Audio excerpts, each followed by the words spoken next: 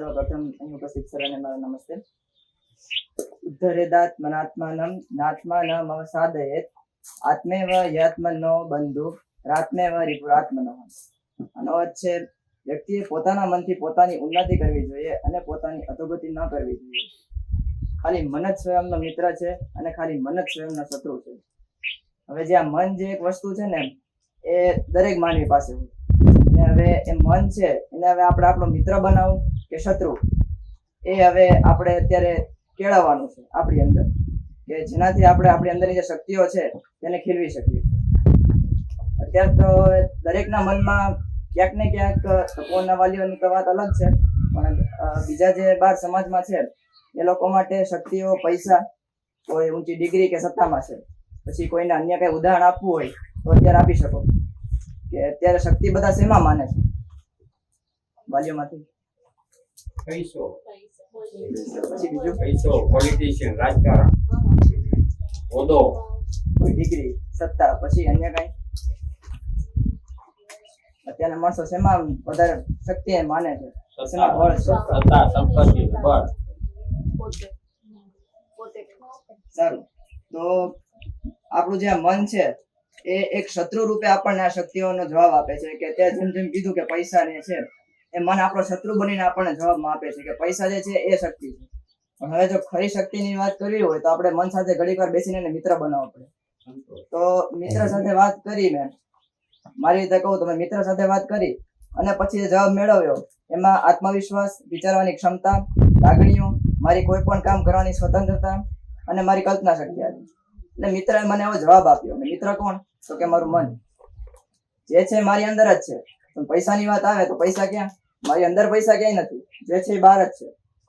તો આ બધા નામ મને મારા મિત્ર એટલે કે મને આપ્યા. હવે મને પછી મને એવું કીધું કે હજી આપણે થોડી વાત કરીએ. એટલે મિત્ર બની જાય પછી આપણે બધા ધીમે ધીમે મિત્રતામાં ઊંડાણમાં જતા જાય ને પછી એક ટાઈમ આવે ત્યારે મિત્ર આપણો પાકો મિત્ર બને. હવે પછી પાકા મિત્ર એટલે કે મારા મને એવું કીધું કે ખરી શક્તિ જે છે એ મેળવ્યું છે તેમાં નહીં, પરંતુ તે મેળવવા માટેની આંતરિક ક્ષમતાઓમાં રહેલી છે. હવે વાલીઓને હું જવાબ આપું એ પહેલા એક પ્રશ્ન કે કોઈ એવું કહે છે કે આંતરિક ક્ષમતાઓ કઈ કઈ? વિકાસ, એટલે કોઈ પણ નબળી પરિસ્થિતિમાં પોતાનામાં ધીરજ રાખવી, પોતાનો ગુસ્સા ઉપર કંટ્રોલ રાખવો અને સામેવાળાની પરિસ્થિતિને પણ સમજીને એની સાથે વર્તન કરવું, એ આંતરિક ક્ષમતાઓમાં આવી શકે. મેં ત્યારે એવું કીધું કે ખરી શક્તિ જે મેળવ્યું છે તેમાં નહીં, પરંતુ તે મેળવવા માટેની આંતરિક ક્ષમતાઓમાં છે. તો આને લગતું કોઈ ઉદાહરણ કે જેથી બધાને ખ્યાલ આવે આ બાબતે? પછી હું તો એક અલગથી ઉદાહરણ આપીશ, પણ પેલા વાલીઓમાંથી કે વિદ્યાર્થીઓમાંથી પણ કોઈ પણ.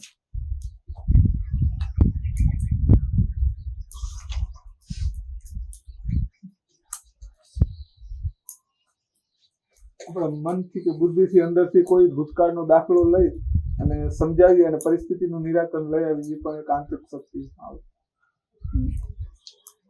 હું એક અત્યારે હવે ઉદાહરણ આપું છું કે જેમ કે કોઈ નોકરી છે, નોકરી કરીને આપણે શું મેળવીએ? તો કે આવક મેળવીએ, પૈસા મેળવીએ. એ આવકને મેળવવા માટે જો મેં પેલા વાક્યમાં શું કીધું હતું કે ખરી શક્તિ જે મેળવ્યું છે તેમાં નહીં. નોકરી કરીને શું મેળવ્યું? આવક. એમાં શક્તિ નથી, પરંતુ તે મેળવવા માટેની આંતરિક ક્ષમતાઓમાં રહેલી છે.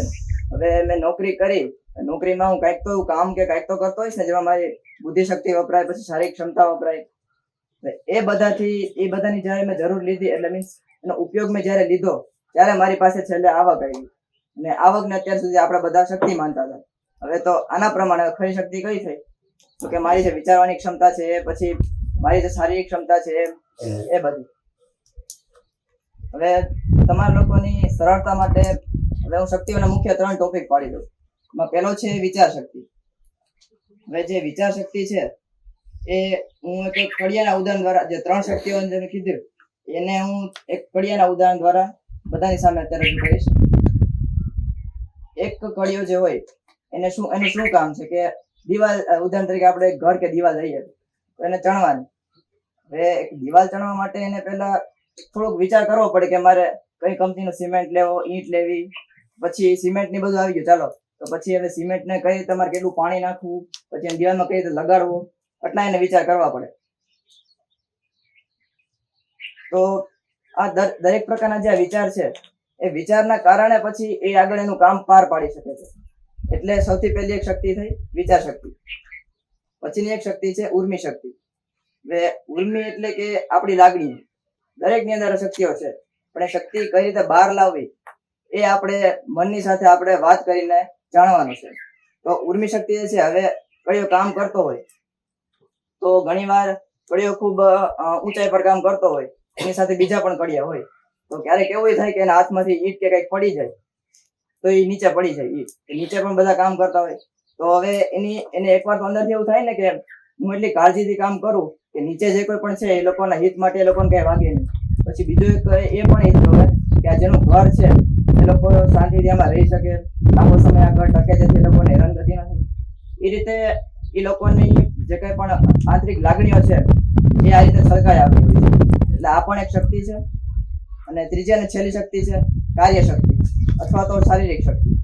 હવે આ શક્તિનું ઉદાહરણ તો મારે દેવાની જરૂર લાગતી નથી, કેમ કે કડીઓ જે છે એને વધારે બળપૂર્વકનું કામ કરવાનું હોય. સિમેન્ટ ઈંટ એ બધું ઊંચકીને છે ઉપર કે આગળ લઈ જવાનું હોય ને પછી એને ચણતર કરવાનું. એટલે આ રીતે આ જે ત્રણ મુખ્ય શક્તિ છે એમાં જે આગળની શક્તિ કીધી આત્મવિશ્વાસ, પછી કાર્ય કરવાની શક્તિ, એ બધી આ ત્રણ ટોપિકમાં ક્યાંક ને ક્યાંક આવી જાય છે. હવે આપ લોકો તમારી રીતે જ વિચારજો કે આ ત્રણ શક્તિને હું ક્યાં મારા જીવનમાં ઉપયોગમાં લઉં છું. કોઈ વાલીને એવું ઈચ્છા છે કે આ ત્રણ શક્તિમાંથી આ શક્તિ મેં અહીંયા વાપરી હતી?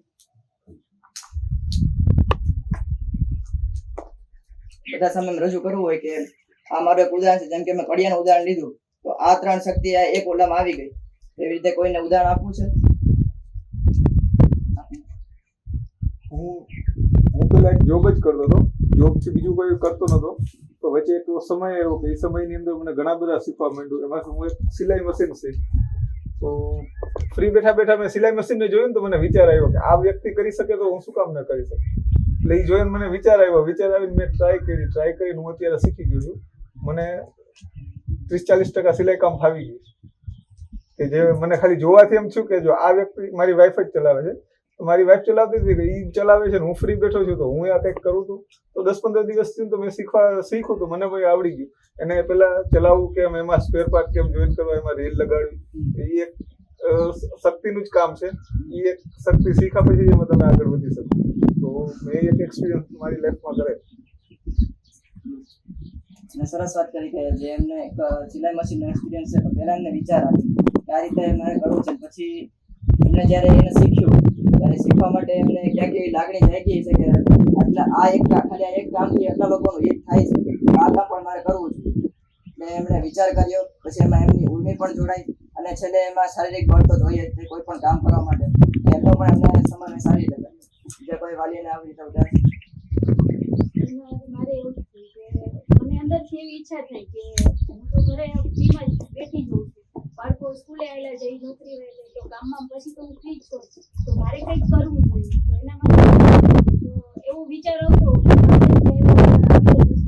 તો વિચાર આવતા એક ફેરે હું બજારમાં નીકળીને તો એવું થયું કે બેનને દુકાન આવતી, તો આવીને મેં એને વાત કરી કે મારી આવી ઈચ્છા છે, જો તમે ઈચ્છા હોય તો આપણે દુકાન લઈ અને હલાવી શકે, તારી ઈચ્છા હોય તો કરી. પણ એકવાર તો અંદરથી એવો વિચાર આવ્યો કે મને તો લખતા નથી આવડતું, વાંચતા નથી આવડતું, તો હું એનો હિસાબ કેવી રીતે કરીશ? તો પછી અંદરથી જવાબ આવ્યો કે ભણતા નથી આવડતું, ભણતા તો આવડી છે. તો એને કીધું કે દુકાન તો લેવી જ છે. અત્યારે હું 1.5 વર્ષથી આ દુકાન ચલાવું છું અને આટલો આગળ વધી છું કે અને ઘરમાં સપોર્ટ મળે એ બાબતે મારી વધારે ઈચ્છા છે કે એક શું થાય. તો અંતમાં ખાલી એટલું કહેવા માંગુ છું કે આ શક્તિઓ થકી જ જે ક્ષેત્રમાં વિકસવું છે, જેમ આપણે વાત કરી કે એમને એક દુકાન ખોલી અત્યારે ખૂબ સારી રીતે ચાલે છે, તો જે ક્ષેત્રમાં વિકસવું છે તે ક્ષેત્રમાં વિકસી શકાશે અને સાથે વ્યક્તિત્વ વિકાસ સાધી શકાશે. આગળ જેટલા પણ ટોપિક ગયા એમાં મુખ્યત્વે વ્યક્તિત્વની વાત અને તેના વિકાસની વાત. તો આ રીતે આપણે જેમ મનની સાથે વાત કરીને તેને મિત્ર બનાવીને આપણી અંદરની શક્તિઓને ઉજાગર કરીશું, બહારની શક્તિઓમાં ધ્યાન ન આપી અંદરની શક્તિઓને જેમ જેમ બહાર લાવીશું, એ રીતે આપણે આપણો વ્યક્તિત્વ વિકાસ સાધી શકીશું અને આપણે જે કોઈ પણ ક્ષેત્રમાં આગળ વધવું છે તે ક્ષેત્રને આપણે સારી રીતે મેળવી શકીશું. બસ તો આટલા સાથે હું મારી વાણીને વિરમું છું. અસ્તુ, ધન્યવાદ.